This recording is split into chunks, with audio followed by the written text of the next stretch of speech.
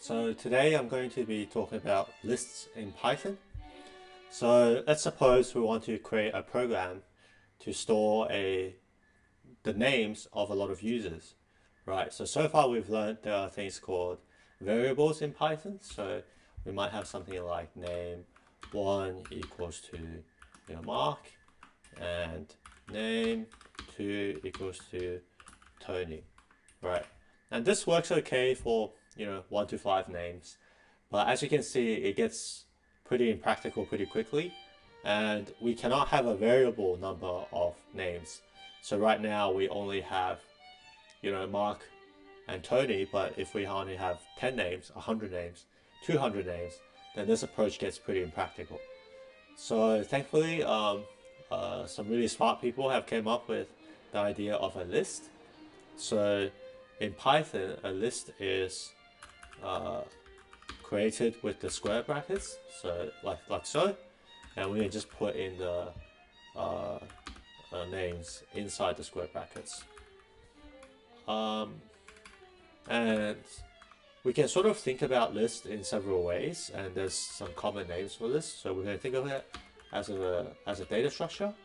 We can also think of it as a container, or we can think of it as a collection, right? So the core idea here is that we have one thing that can contain lots of other things, and that's a really useful concept, right?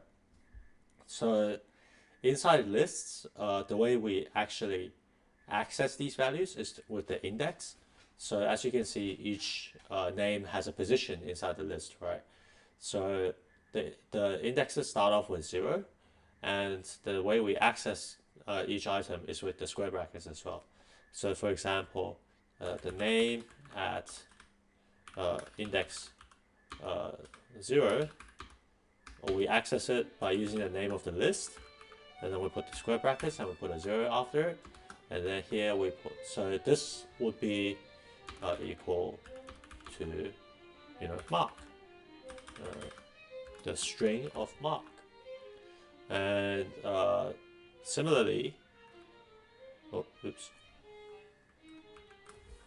if we access the value at index 1, then we want to change this value to 1, and I'll leave this as an exercise for you to figure out what the value of this is.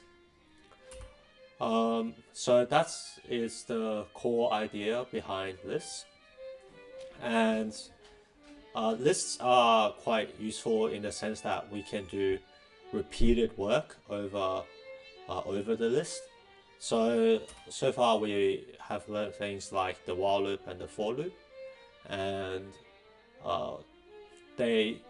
because lists is a data structure and it contains multiple things, and the idea of a while and a for is to do multiple things, you can see how these concepts are kind of similar in a way. So they pair quite nicely, and we can get some pretty powerful functionalities in our program when we combine these two concepts. So if we have a for loop, so we can have a for item in list. So in this case, our list is name list, and we print item. What this is going to do is it's going to iterate over the list. So it's going to traverse the list for us. So the first time this loop runs, item is going to be Mark, and the second time the loop runs, item is going to be Tony. So if we run this, it's going to print out something like, Mark, and then, Tony. So that's going to be the output of this loop. So I hope that made sense, and try and have a play around with this. Think of some exercises you can do where you can apply these concepts. Both, now that you understand loops on their own, if you can combine it with lists, then you can achieve a lot of powerful functionality. So thanks for watching.